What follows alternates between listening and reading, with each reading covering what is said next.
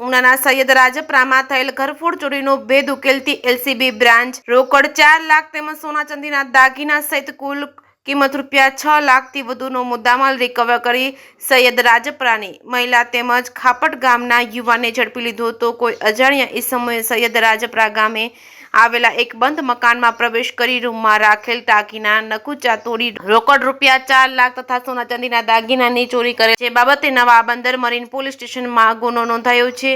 Junagadh range IG GP Nilesh Chajadiya તેમજ Gir Somnath police અધિક્ષક મનોહરસિંહ જાડેજાએ અનડિટેક હોય ઘરફોડ ચોરીના આરોપીને પકડી પાડી અનડિટેક ગુનો શોધી કાઢવા સૂચના આપેલ છે। જેના અનુસંધાને એલસીબીના પોલીસ ઇન્સ્પેક્ટર એબી જાડેજાના માર્ગદર્શન મુજબ પોલીસ સબ ઇન્સ્પેક્ટર એસી સિંધવ તથા ટીમના માણસો પેટ્રોલિંગમાં હોય તે દરમિયાન એલસીબીના police head constable Rajubhai Gadhiya, Kamleshbhai Pithiya તેમજ ગોવિંદસિંહ વાળા તથા પોલીસ કોન્સ્ટેબલ ધર્મેન્દ્રસિંહ ગોહિલ તથા પેરોલ ફ્લો સ્કોરના એએસઆઈ સુભાષભાઈ ચાવડા તથા પોલીસ હેડ કોન્સ્ટેબલ પ્રવીણભાઈ મોરીનાઓને મળેલ સંયુક્ત રીતે બાતમી આધારે ગુનામાં કામમાં થયેલ ચોરી થયેલ મુદ્દામાલ સાથે પકડી પાડી સંદર્ભ અનડિટેક ગુનો ડિટેક્ટ કરી ચોરીમાં ગયેલ રોકડ નાણાં તથા સોના ચાંદીના દાગીના સહિત તમામ મુદ્દામાલ આરોપીઓ પાસેથી રિકવર કરવામાં આવ્યો હતો। આરોપીઓ સમજુબેન વરજાંગ રાઠોડ ઉંમર વર્ષ 42 ધંધો માછીમારીમાં મજૂરી રહે સૈયદ રાજપરા કોઠા વિસ્તાર તાલુકો ઉના તથા ભગવાન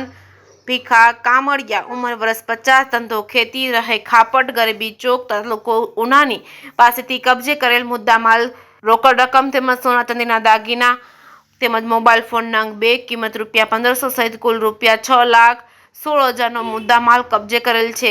મુદ્દામાલ કબજે કરી કાયદેસરની કાર્યવાહી હાથ ધરવામાં આવી છે। જે કેસ ગુજરાતી સાથે મહેશ વાજા, સોમનાથ।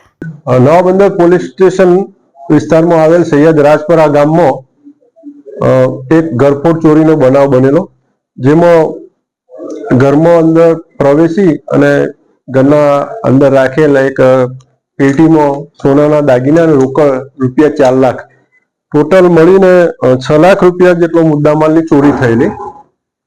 આ ગુનો અનડિટેક હોય પોલીસ મહાનિરીક્ષક સાહેબ અને એસપી સાહેબની સૂચનાથી લોકલ ક્રાઇમ બ્રાન્ચ દ્વારા આ ગુનો ડિટેક્ટ કરવા માટે શરૂઆતથી પ્રયત્ન કરવામાં આવેલા અને એમના આ પ્રયત્નો અને એમને મળેલ બાતમીથી આ ગુનો એમને ડિટેક્ટ કર્યો છે।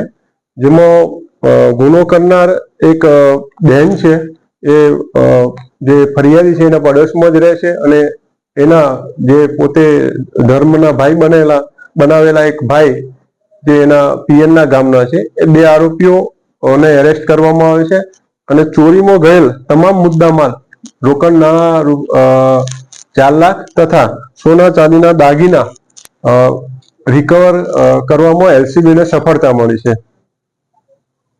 હાલમાં આરોપીને એરેસ્ટ કરવામાં આવેલા છે અને આગળની તપાસ જે છે એ નવા બંદર પોલીસ સ્ટેશનના ઇન્ચાર્જ પીઆઈ કરી રહ્યા છે। આરોપીઓ કોઈ ગુનાહિત કૃત્ય અગાઉથી ધરાવે છે? ના, આરોપીનો કોઈ ગુનાહિત ઇતિહાસ નથી। કેટલા સમય પહેલા ચોરીનો બનાવ બન્યો છે? લગભગ 2-3 દિવસ પહેલાનો બનાવ છે।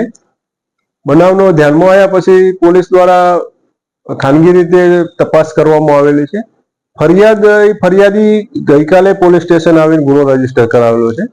પોલીસને જે માહિતી મળેલી એના આધારે એક એલસીબીની ટીમ અને સ્થાનિક પોલીસ પણ એમાં પ્રયત્નો કરેલા, પરંતુ પોલીસના જે ગુનો રજીસ્ટર ગઈકાલે થયો છે એમાં ફરિયાદી પોતે ગુનો રજીસ્ટર કરાવવા માટે ગઈકાલે જ આવેલા। ત્યારબાદ એલસીબીની ટીમે પીઆઈ શ્રી સિંઘવ તથા એમની ટીમે ખૂબ જ ઉમદા કાર્ય કરી અને સતત બાતમીદારોથી માહિતી મેળવીને ગુનો ડિટેક્ટ કરેલો।